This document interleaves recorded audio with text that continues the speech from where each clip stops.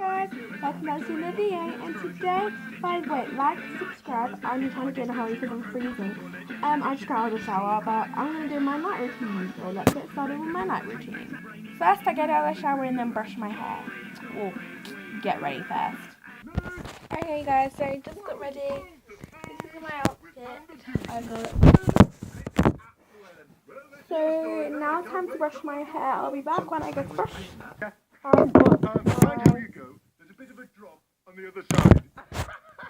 I've got my rose gold brush. I'm just going to do my hair. Off you go now. See you later. Don't milk it.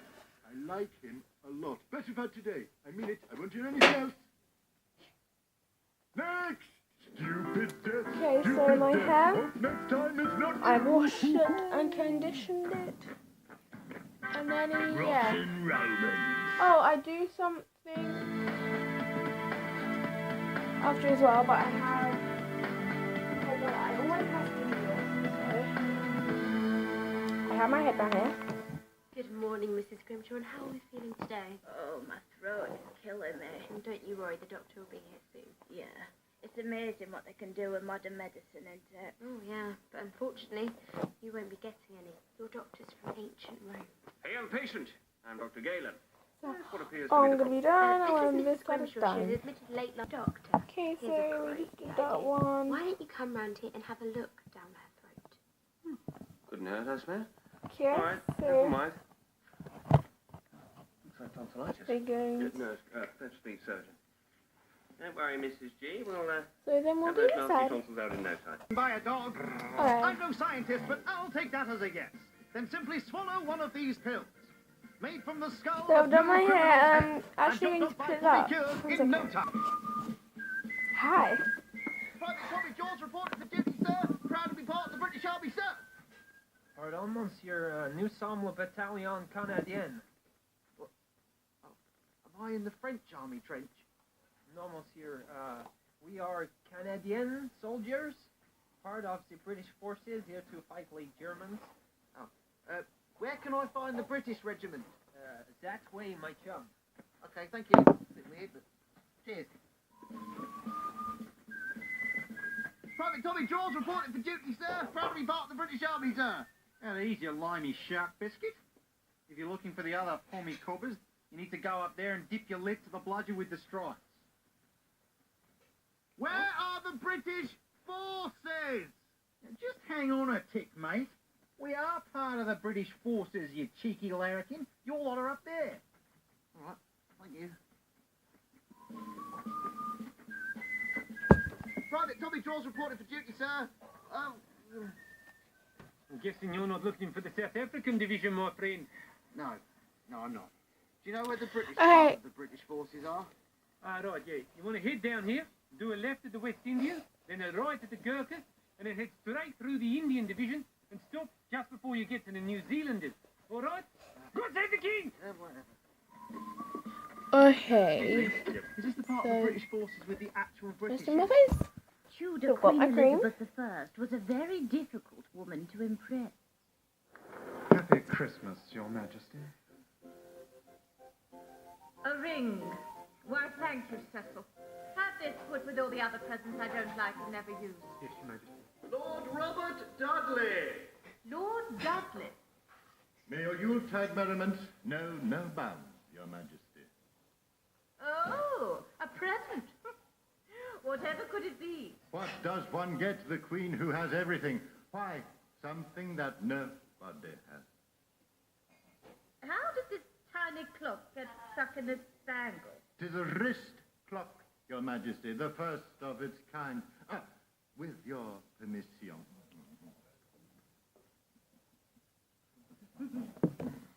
Now, when there is no clock around, you can tell the time with a simple look to your wrist. Oh, why? This is far and away my favorite present ever. Isn't it marvelous, Cecil? Yes, Your Majesty. Let us drink to this new invention. To the wrist clock. The wrist clock. Oh, dear me. There seems to be no clock here in the throne room, and I need to know the time. Would you happen to know what time it is, Your Majesty? Oh, why it is... Oh, dear Lord Dudley. There appears to be a serious design flaw with your wrist clock. Indeed, Your Majesty.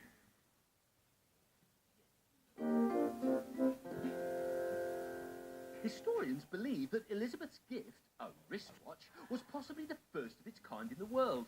Though I imagine when ugly Elizabeth looked at it, the glass cracked. Oh, what a horrible thing to say. Oh, I do apologise, Your Majesty. Yes, there were all sorts of new fashion accessories on show in the Tudor era. But the whole street is just covered in it. Oh, my long dress is quite ruined. Oh, Alice, is it my imagination, or have you grown? Oh, that'll be my new platform shoes. Oh. I bought them in the local shoe shop. Look, now I can walk around in a poo-filled street without getting my lovely dress all mucky. Oh. You were saying?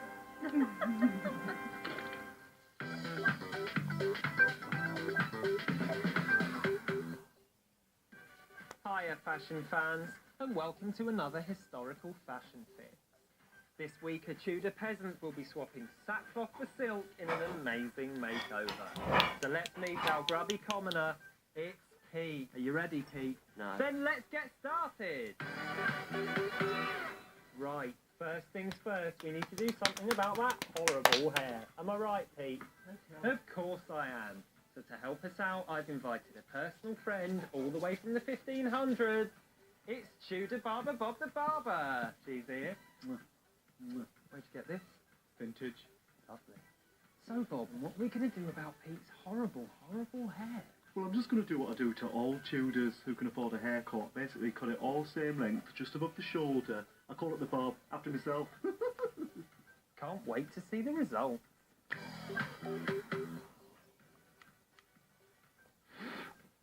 There we are, all done. Thanks, Bob. You look fierce, Pete. Apart from that hideous wart, I can't stop looking at it. Luckily, we've got a surgeon who can get rid. It's Tudor Surgeon Bob the Surgeon. Bob? I thought he was a barber. Oh no, all Tudor barbers were surgeons too. You know, hair, limbs, it's all cutting, isn't it? What? Can you hack off Pete's horrible wart? I'll give it a go. I feel sick. Oh, I can sort that out too, though. Bit of bloodletting. Do the world a good. Bloodletting? Not only does it cure many ailments, but bloodletting is great for that pale complexion that's all the rage in Tudor times. We took our inspiration for Pete's new outfit from Henry VIII. Because the king wore big baggy clothes to hide his big bloated belly, everyone else started doing the same. Let's see if all that hard work's paid off. Here's Pete, every inch the Tudor lord. How do you feel, Pete? How's my mucky toes back? You can't be burnt. That's all we've got time for this week on Fashion Fix. Join us next time when we'll be perking up another pongy peasant. See ya. Someone wipe some muck on me, please. Can you show some gratitude, please? Hey, mate, have you got any mud on you? That's disgusting. I hate him. I actually hate him. Awful Egyptians.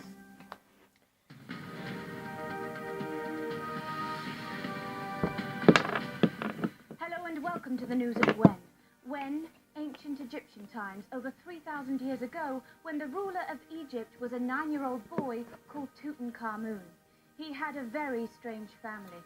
For more details, here's Bob Hale with the Pharaoh Report. 21 BC, and we're over here Wow. in ancient Egypt, where I keep an eye on things. Sorry, forgot. So Uncle I runs the country, so the King Tut can get on with doing all the fun stuff that kids do, like playing games, going to school, and getting married. Yep, getting married. And if you thought that was weird, to keep his royal bloodline pure, his new wife is also his sister. And she used to be his stepmom, so it's double. Anyway, King Tut grows up, Uncle I hands over power to Mr. and Mrs. Tut, and they rule Egypt together as husband and wife, mum, sister, and that's the end of that. Also, we thought, but the history books tell us that Uncle I didn't want to give up power, so he killed King Tut by bashing him on the head, a little something like that. Yep, that'll do it. Except that didn't do it. No, it turns out the history books got it wrong, and King Tut actually died from an infected broken leg, leaving poor old Mrs. Tut with a broken heart and the crown of Egypt, which of course Uncle I wants for himself. And how does he plan to get it? Well, by marrying Mrs. Tut, even though she's his granddaughter, which is times this much. But Mrs. Tut has other ideas. She decides to marry a foreign prince called Zananza instead because he's got such a cool name. But sadly, Zananza gets cold feet. Cold everything, in fact, because he dies. Yes, killed on his way to Egypt by a very jealous Uncle I, who then finally marries his granddaughter, and they live happily ever after, ruling Egypt together for ages and ages, and that is definitely the end of that. No question, cross my heart, Scout's honour, swear on my nan's life. And what a life she's led. Born in Dublin to a blind dart player, she became the first woman ever to swim across Ireland. And would you believe it? She's 99 today. So come on, everyone. Happy birthday to you. Happy birthday to you. Happy birthday, Nanny Bob. Happy birthday to you. And back over to Sam to blow out the candles. Sam!